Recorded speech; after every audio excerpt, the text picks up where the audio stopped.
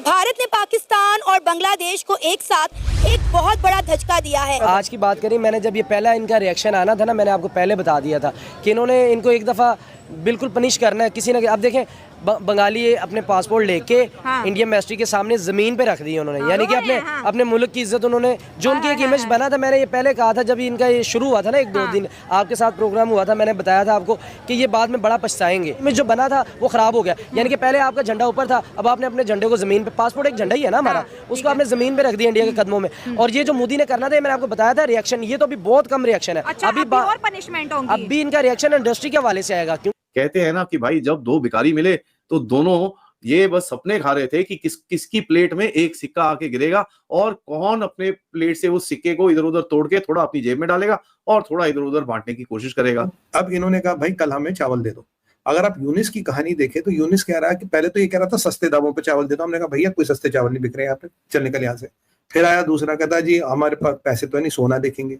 अब इनका सोना ये देखना पड़ेगा असली है चीनियों से लिया हुआ सोना। अगर आपको याद हो तो पाकिस्तान में बनने वाली नई हुकूमत बड़ी शिद्दत से ये चाह रही है कि इंडिया और पाकिस्तान के दरमियान ट्रेड एक बार फिर से बहाल हो जाए, लेकिन भारत ऐसा नहीं चाहता। अब जब वो उठेगा तो फिर इनका बहुत बुरा हाल होने वाला है। अभी तो ये आप कह रहे हैं, अभी इनमें ऑयल बहरान आना है, पेट्रोल का बहरान आएगा, सेहत के इनके मसले खराब होंगे, क्योंकि इंडिया से तो इलाज कराते हैं। इनका सब्जियों का, अभी दालों का, चीनी का, ये आम सी बात देसी तरीके से बात बता रहा हूँ जो आवाम को भी समझ आ जाए। अभी इनका बहरान आना बाकी है। बढ़ गया because these are the 3 big countries जिनकी exports हैं, they China and India are very big in all this population में तो, and so therefore the Americans are very worried।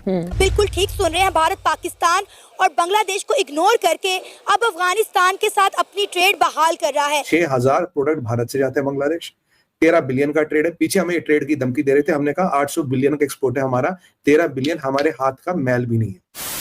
नमस्कार दोस्तों, जय हिंद। बांग्लादेश भी अब पाकिस्तान की राह पर निकल पड़ा है। जिस बांग्लादेश में कभी खाने पीने की कमी पड़ती थी तो भारत तुरंत मदद भेज देता था, लेकिन आज बांग्लादेश भी पाकिस्तान की तरह भीख मांग रहा है। हाल ही में यूनुस सरकार ने शहबाज शरीफ से मुलाकात की, जिसके बाद बांग्लादेश ने पाकिस्तान से मदद मांगी, लेकिन वो भूल गया कि पाकिस्तान तो भिखारियों का ब्रांड एम्बेसडर है। वहां से भी उसको एक बड़ा सा कटोरा मिला। बस बांग्लादेश में खाने पीने की इतनी कमी हो गई है कि अब भारत बांग्लादेश सीमा पर सोने के बदले अनाज की स्मगलिंग बड़े पैमाने पर हो रही है। भारत के खाने पीने की चीजों पर प्रतिबंध के बाद से ये धंधा और बढ़ गया है। इससे भारत को अरबों रुपए का नुकसान हो रहा है। स्मगलर भारत में सोना बेचते हैं और बदले में चीनी, अनाज, प्याज जैसी चीजें बांग्लादेश ले जाते हैं। बीएसएफ ने कई स्मगलर को पकड़ा है। इतना ही नहीं, खाने के साथ साथ बीएसएफ ने बांग्लादेश जा रहे 3 करोड़ के सिगरेट सुट्टा को भी पकड़ा है। यानी बांग्लादेश में अब सिगरेट और सुट्टा की भी कमी हो गई है। एक तरफ जहाँ ये भारत को आंखें दिखा रहे हैं, वही भारत से दूसरी तरफ ये भीख भी मांग रहे हैं। लेकिन अब भारत ने साफ कर दिया है कि ये भारत को बांग्लादेश की जरूरत नहीं है, बांग्लादेश को भारत की जरूरत है। समाचार मेरे पास ये है,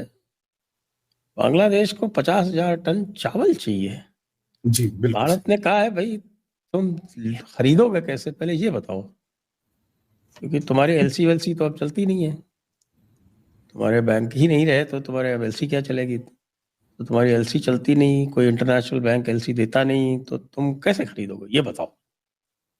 तो बताते हैं, वो कह रहे हैं हम सोना दे के खरीदेंगे। सर एक इंग्लिश में कहावत है ना, selling family silver for the grocer, मतलब घर का सोना बेच के राशन लाना। ये वाकई फिट हो रहा है बांग्लादेश में।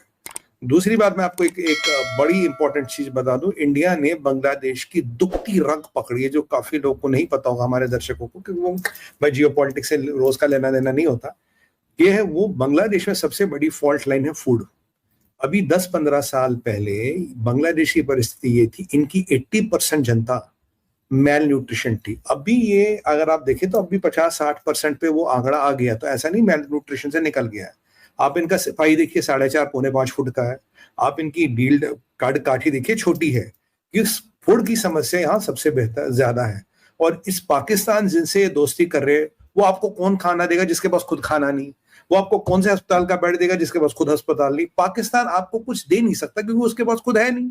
चाइना खुद फूड इंपोर्ट करता है, बचा भारत अभी विश्व का 40% फूड बास्केट कंट्रोल करता है। विश्व का 40% फूड बास्केट कंट्रोल करना पड़ता है। कहीं भी घूमो दुनिया में, दिल्ली पे आके नाक रगड़नी पड़ेगी और गुहार लगानी पड़ेगी, मोदी जी चावल दे दो, खाना दे दो, नहीं तो भूखे मर जाएंगे। अब यहाँ पे आप एक बात देखें तो अब इन्होंने कहा भाई कल हमें चावल दे दो। अगर आप यूनिस की कहानी देखें तो यूनिस कह रहा है कि पहले तो ये कह रहा था सस्ते दामों पे चावल दे दो। हमने कहा भैया कोई सस्ते चावल नहीं बिक रहे यहाँ पे, चल निकल यहाँ से। फिर आया दूसरा, कहता जी हमारे पास पैसे तो है नहीं, सोना देखेंगे। अब इनका सोना ये देखना पड़ेगा असली है चीनियों से लिया हुआ सोना। चाइना में तो सोना भी नकली आता है, कि वो वाला सोना कहीं तो हमें नहीं पकड़ा रहे भाई। यहाँ पे इनको तकलीफ हो रही है, खाना कहाँ से मिलेगा। आप जानते हैं संजय सर, 6,000 प्रोडक्ट भारत से जाते हैं बांग्लादेश, 13 बिलियन का ट्रेड है। पीछे हमें ये ट्रेड की धमकी दे रहे थे, हमने कहा 800 बिलियन का एक्सपोर्ट है हमारा, 13 बिलियन हमारे हाथ का मैल भी नहीं है। संजय सर आपको याद होगा, इन पाकिस्तानियों ने हमारी दवाइयों के 460 मिलियन करीब देने थे, दवाइयां दी नहीं, हमने दवाई एक्सपोर्ट करने बंद कर दी। और मैं तो ये भी कह रहा था बांग्लादेश दवाई एक्सपोर्ट करना बंद करिए, इनको मेडिकल वीजा देने बंद करिए। अब यहाँ परिस्थिति ये है, इस पूरे हॉल में जो D8 था, सो कॉल्ड D8, कोई ऐसा मुल्क नहीं है जो किसी को कुछ दे सकता है, एक्सेप्ट कि तेरे टेरर को मैं कैसे लेजिटिमाइज करूं। वो कह रहा है तेरे टेरर को मैं कैसे लेजिटिमाइज करूं, कैसे इनको रेजिस्टेंस बताएं। वास्तविकता ये किसी को देने की औकात ही नहीं है। अब अगर तुर्किया की बात करें, लेबनान के बाद हाईएस्ट इन्फ्लेशन दुनिया में तो टर्की में है। पाकिस्तान आप जानती हैं हालत क्या है, ईरान की आप जानते हैं हालत क्या है। तो मलेशिया को इकोनॉमी अच्छी तो है नहीं, इंडोनेशिया दाल रोटी खा रहा। बांग्लादेश और पाकिस्तान आप जानते हैं ये तो इंटरनेशनल भिखारी, किसी का जूते चप्पल उठा के ये वापस आ सकते हैं। ऐसी परिस्थिति में ये न किसी को लेने को दे सकते ना कुछ देने को दे सकते। तो इसने बोला होगा बेटा ऐसा है, तेरे को जाके भारत के सामने ही भीख मांगनी पड़ेगी। क्यों? पाकिस्तान के पास अपना खाना नहीं, पाकिस्तान खुद फूड एफिशिएंट नहीं है, तो मैं तुझे कहां से दूं, मेरे पास तो इतनी जनता है। चाइना के पास खाना है नहीं, तो भाई तुम्हें भारत से ही मांगना पड़ेगा। यहाँ ये D8 में इनका मेन मीटिंग है। 1997 से इस्लामिक प्रोपेगेंडा चला रहे हैं, हर साल मिलते हैं, टेरर को लेजिटिमाइज करते हैं, वापस आते हैं। जी बांग्लादेश आर्मी तो यहाँ अराकान के साथ क्या लड़ेगी, वो तो इसमें बिजी है कि भाई एक जबरदस्त बवाल हो गया, 12 लोग मारे गए। आपको पता है इशू क्या था? किस पे इशू ये था कि एक कोई खूबसूरत महिला थी, उसका हलाला कौन करेगा। ओहो, अरे no no no no sir, फिर तो कम मरे हैं, फिर कम मरे हैं, अच्छी बात नहीं है, नंबर ठीक नहीं है। 12 लोग मारे गए हलाला करने के ऊपर। सर कम से कम 108 मरने चाहिए थे, तब नंबर सही बैठता। ये अंडर परफॉर्मेंस। 108 तो पवित्र नंबर है साहब, नहीं आप 786 वगैरह की बात करिए। 107, चलिए 107 कर देता हूँ। मतलब कम से कम कुछ तो, मतलब आप बताइए सर, केवल 12 लोग 1 दर्जन, बहुत ज्यादती है। अराकान आर्मी का भी एक स्टैंडर्ड है, वो कहते हैं भिखारी नंग, हम क्या कहते हैं, बांग्लादेशियों को एक नाम नया मिला इनको, कंगलादेश। कंगलादेश कह रहे हैं, हम कंगलादेश के आर्मी से नहीं लड़ेंगे। कहता क्यों? कहता जब यहाँ हम गोली चलाएंगे यहाँ आदमी टूट जाएगा, क्योंकि सूखा हुआ आदमी टूटता है सर, फटता नहीं है, टूटता है। कह रहा मैं भाई इन पे हम गोली नहीं चलाएंगे तो वैसे ही डर के मार जाएंगे। नाउ बड़ा क्लियर है कि साहब भारत के, अब सबसे पहले मैं आपको न्यूज बताऊं, असम की STF ने 8 अलकायदा टेररिस्ट जो बांग्लादेशी हैं, एकदम अगली लुकिंग टेररिस्ट, उनको कल रात को लेट नाइट एक ऑपरेशन के अंदर अरेस्ट करा है। चक्कर क्या है, पाकिस्तान बनने के रास्ते के अंदर सबसे पहले इनको जिहादी ग्रुप्स को वहां पर खड़ा करना पड़ेगा। और मैंने आपको बताया ही, यूनुस तो खुद ही एक क्या नाम है, एक टेररिस्ट ऑर्गेनाइजेशन को बिलोंग करता है, जिसका नाम क्या है, जिसका नाम है रोहिंग्या सॉलिडारिटी ऑर्गेनाइजेशन। कहते हैं ना कि भाई जब 2 भिखारी मिले तो दोनों ये बस सपने खा रहे थे कि किसकी प्लेट में एक सिक्का आके गिरेगा और कौन अपने प्लेट से उस सिक्के को इधर उधर तोड़ के थोड़ा अपनी जेब में डालेगा और थोड़ा इधर उधर बांटने की कोशिश करेगा। देखिए बोलते हैं ना, dead horse, talk about reviving a dead horse, साक।